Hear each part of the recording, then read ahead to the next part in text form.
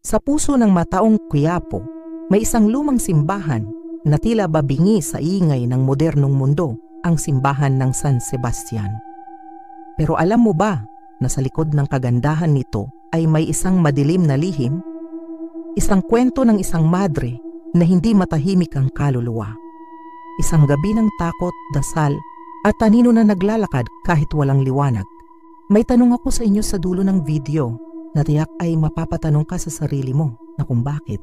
Kung interesado ka sa mga nakakakilabot na kwento, huwag kalimutang i-like, mag-subscribe at i-hit ang bell icon para sa mas marami pang kababalaghan at kwentong hindi mo basta-basta makakalimutan. Ako si Astro at ito ang madre sa dilim ng simbahan. Simulan na natin ang kwento. Story time. Sa isang tahimik na sulok ng Quiapo, Manila, nakatayo ang isang sinaunang simbahan na yari sa bato, ang simbahan ng San Sebastian. Itinayo noong panahon ng mga Kastila, ang simbahan ay isang bakas ng kasaysayan, napapaligiran ng mga modernong gusali, palengke at ingay ng trapiko. Ngunit sa loob ng mga pader nito, parang ibang mundo, malamig, madilim at puno ng mga anino na parang may sariling buhay. Noong dekada 70, isang madre ang nagsilbi rito, si Sor Clara. Sabi ng mga matatanda, hindi siya ordinaryong madre. May mga bulong na may lihim siyang itinatago, isang bagay na nagdulot ng mga kakaibang pangyayari sa simbahan. Isang gabi, tatlong magkakaibigan, si Paulo, isang binatilyong skeptic, si Ana, isang dalagang mahilig sa mga kwentong multo, at si Carlo, isang lalaking laging nagbibiro para takpan ang kanyang takot, ang nagpasya na pasukin ang simbahan. Matagal nang usap-usapan sa kanilang barangay na may naririnig na mga naglalakad sa simbahan, mga bulong, at kahit anino ng isang babaeng nakaputi kapag gabi. Bilang mga kabataan na naghihintay ng adventure, gusto nilang patunayan kung totoo ang mga kwento o kathang isip lamang. Bitbit ang kanilang mga flashlight, cellphone at isang lumang krus na hiniram ni Ana mula sa kanyang lola. Pumasok sila sa simbahan matapos ang 9:00 ng gabi nang wala ng tao. Ang loob ng simbahan ay madilim maliban sa ilang kandilang nakasindi malapit sa altar.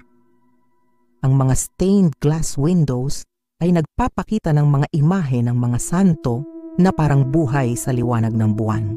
Ang hangin ay malamig kahit na mainit ang gabi sa labas ng Quiapo. Habang naglalakad ang tatlo, napansin nila ang katahimikan. Parang hinintay ng simbahan ang kanilang bawat hakbang. Biglang narinig nila ang mahinang bulong, parang dalangin mula sa direksyon ng kumbento sa likod ng altar. Ave Maria Purissima.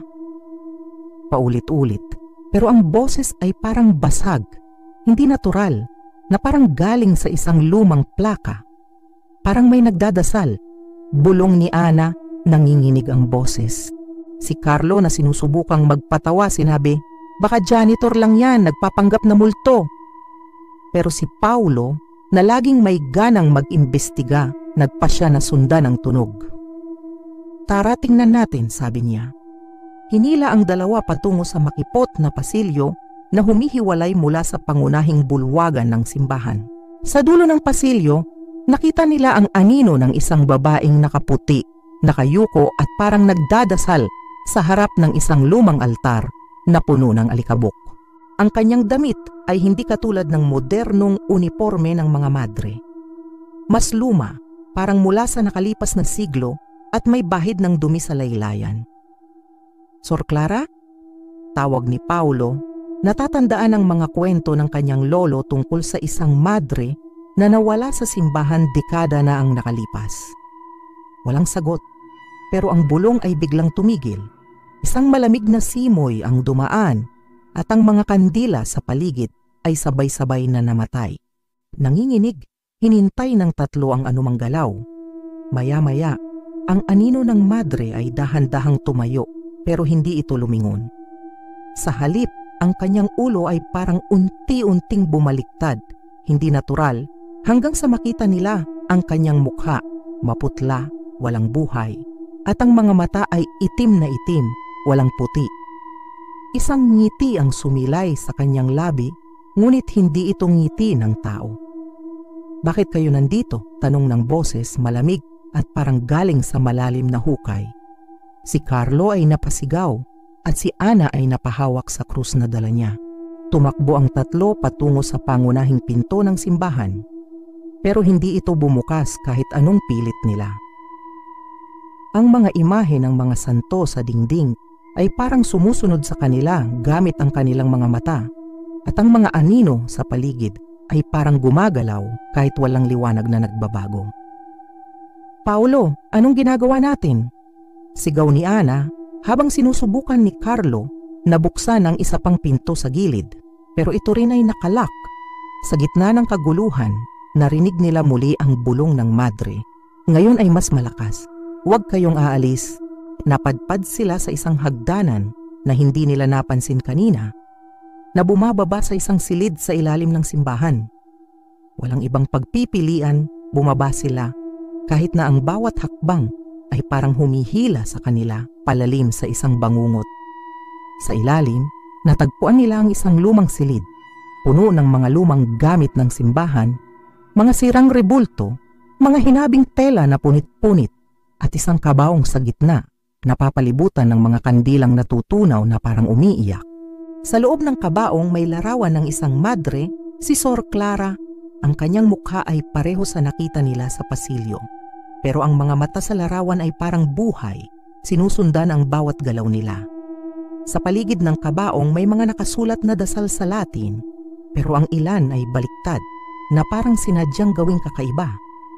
Habang sinusuri ni Paolo ang silid, napansin ni Ana ang isang lumang aklat sa isang sulok na tatakpan ng alikabok.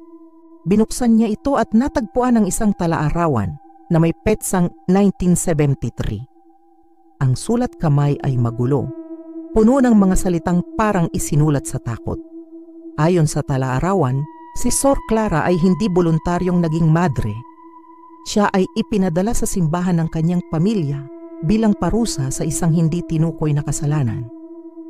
Ngunit ang mas nakakakilabot ay ang mga tala tungkol sa isang ritual na isinagawa ng mga pari sa simbahan, isang ritual na di umano ay para linisin siya pero nagdulot ng kanyang kamatayan. Ang huling linya ng talaarawan ay nagsabi, "Hindi ako makakaalis, hinintay ko kayo." Bago pa makapag-react ang tatlo, narinig nila ang mga yapak sa likod nila. Ang madre ay naroon, pero hindi siya lumalakad, parang lumulutang. Ang kanyang mga paa ay hindi dumadampi sa sahig. Ang kanyang damit ay basang-basa at may amoy ng bulok na tubig na umaalingasaw mula sa kanya. "Alam niyo ba ang ginawa nila sa akin?" bulong ng madre, at sa bawat salita parang may humihila sa kaluluwa ng tatlo. Ang mga kandila sa silid ay biglang nag-apoy muli, pero ang liwanag ay hindi nagbigay ng ginhawa. Sa halip, nagpakita ito ng mga anino sa dingding, mga figura ng mga pari na parang nagdadasal sa paligid ng kabaong. Si Ana, sa desperasyon, itinaas ang krus na dala niya at nagsimulang magdasal ng malakas. Sa ngalan ng Ama, ng Anak at ng Espiritu Santo. Ang madre ay sumigaw, isang tunog na hindi kayang gawin ng tao, at ang silid ay napuno ng itim na usok. Ang mga anino sa dingding ay parang sumugod patungo sa kanila, pero nang mawala ang usok, wala na ang madre. Gayunpaman, ang mga bulong ay hindi tumigil. Narinig pa rin nila ang kanyang boses, kahit na tumakbo sila pabalik sa hagdanan at sa wakas ay nakalabas ng simbahan. Sa labas, ang gabi ay tahimik, pero ang mga mata ng mga santo sa stained glass windows ay parang nakatingin pa rin sa kanila. Nang makauwi ang tatlo, hindi sila makatulog. Si Paolo ay nanaginip ng isang babaeng nakaputi na nakatayo sa paanan ng kanyang kama, habang si Ana ay nagising na may mga gasgas sa kanyang braso na hugis ng mga daliri. Si Carlo, na dating laging nagbibiro, ay hindi na nagsalita tungkol sa simbahan muli. Ayon sa mga matatanda sa Quiapo, si Sor Clara ay hindi namatay ng natural. Noong dekada 70, natuklasan ng mga pari na siya ay may relasyon sa isang lalaki, isang kasalanang itinakwil ng simbahan. Bilang parusa, sinabi ng mga bulong na siya ay ikinulong sa isang silid sa ilalim ng simbahan kung saan siya iniwan hanggang mamatay sa gutom at uhaw. Ngunit ang kanyang galit ay hindi nawala. Ang kanyang espiritu ay nanatili, naghihintay sa mga maglalakas loob na pasukin ang kanyang simbahan. Mula noon, sinasabi ng mga residente sa Quiapo na ang simbahan ng San Sebastian ay hindi naligtas pagkatapos ng dilim. May mga nakakakita pa rin ng anino ng isang madre, naglalakad sa mga pasilyo o nakayuko sa altar. May mga naririnig pa rin ng kanyang dasal, Ave Maria Purissima, pero walang sinuman ang maglalakas loob na sumagot.